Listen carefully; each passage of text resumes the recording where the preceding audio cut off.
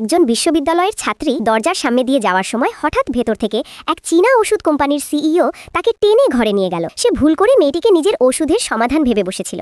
এইভাবেই দুজনের মধ্যে এক অদ্ভুত ও অপ্রত্যাশিত ঘটনার সূচনা হয়। মেয়েটি বারবার বোঝানোর চেষ্টা করলো যে সে আসলে বাড়িতে পড়ানোর পার্ট টাইম কাজ করতে এসেছে, কিন্তু সিইও তার কথা একদমই বিশ্বাস করল না। সে ভাবল মেয়েটি হয়তো টাকা কম দেওয়ায় অসন্তুষ্ট, তাই সে আরেকটি ব্যাংক কার্ড ছুড়ে দিল। এতে রাগে মেয়েটি তাকে অসভ্য বলে গালি দিয়ে নিজের কাপড় নিয়ে সেখান থেকে চলে গেল।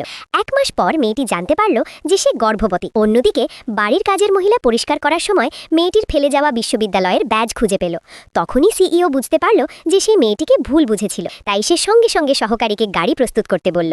সে ওই বিশ্ববিদ্যালয়ে গিয়ে মেয়েটিকে খুঁজে বের করবে। এদিকে মেয়েটি ভাবছিল তার গর্ভের সন্তানের ব্যাপারে কি করবে। ঠিক তখনই হঠাৎ তার সঙ্গে সিইওর দেখা হয়ে গেল। মেয়েটি তাড়াতাড়ি সেখান থেকে পালাতে চাইছিল, কিন্তু সিইও তাকে ধরে ফেলল। মেয়েটির গর্ভবতী হওয়ার কথা শুনে সিইও তাকে বিয়ে করার সিদ্ধান্ত নিল, কিন্তু মেয়েটি সন্তান জন্মের কারণে নিজের পড়াশোনা নষ্ট করতে চায়নি। তাই সে সিইওর কাছে কিছু টাকা চাইল এবং প্রতিশ্রুতি দিল যে ভবিষ্যতে আর কখনো তার সামনে আসবে না। সিইও আবার ভাবল মেয়েটিও হয়তো অন্য মেয়েদের মতোই শুধু টাকার জন্য এসেছে। রাগে আরেকটি ব্যাংক কার্ড ছুড়ে দিল, কিন্তু মেয়েটি যখন অপারেশনের জন্য হাসপাতালে গেল তখন তাকে দেখতে আসা ডাক্তার আসলে ছিল মেয়েটির ভবিষ্যৎ শাশুড়ি।